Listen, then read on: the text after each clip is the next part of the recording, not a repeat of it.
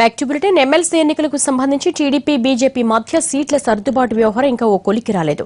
ఇప్పటికే 1-2 సార్లు చర్చలు జరిగిన క్లారిటీ రాలేదు. గ్రాడ్యుయేట్ సీట్ల కోసం బీజేపీ పట్టుబడుతుంటే టీచర్ల స్థానాల్లో 1 మాత్రమే ఇస్తామంటోంది టీడీపీ.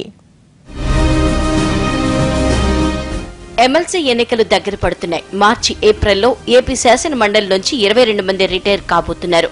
వీరిలో ఎమ్మెల్యే కోటా నుంచి 7, టీచర్ల కోటా నుంచి 2, గ్రాడ్యుయేట్ల కోటా నుంచి 3, గవర్నర్ కోటా నుంచి 2, స్థానిక సంస్థల కోటా నుంచి 8 మంది ఉన్నారు. ముందుగా గ్రాడ్యుయేట్, టీచర్ నియోజకవర్గాలకు సంబంధించి ఎన్నికల హడావుడి మొదలు కానుంది. త్వరలోనే నోటిఫికేషన్ కూడా రానుంది.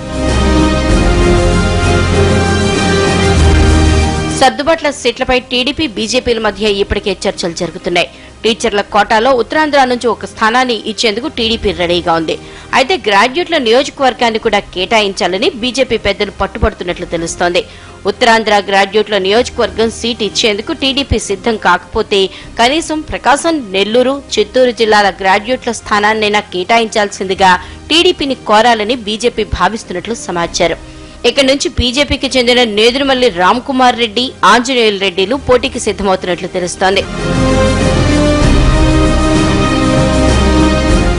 అయితే ఈ స్థానాన్ని ఇప్పటికే వేమిరెడ్డి పట్టాభిరామిరెడ్డికి కేటాయించింది టీడీపీ.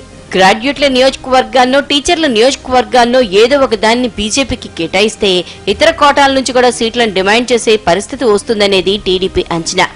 ఎమ్మెల్యే, గవర్నర్, స్థానిక సంస్థల కోటాల నుంచి సీట్లను బీజేపీకి కేటాయించడం పార్టీలోని మెజార్టీ సీనియర్లకు ఏమాత్రం నచ్చటం లేదు. ఈ క్రమంలో బీజేపీ డిమాండ్ ని ఏ విధంగా నెరవేర్చాలి అనే దిశగా మంతనాలు జరుగుతున్నాయి.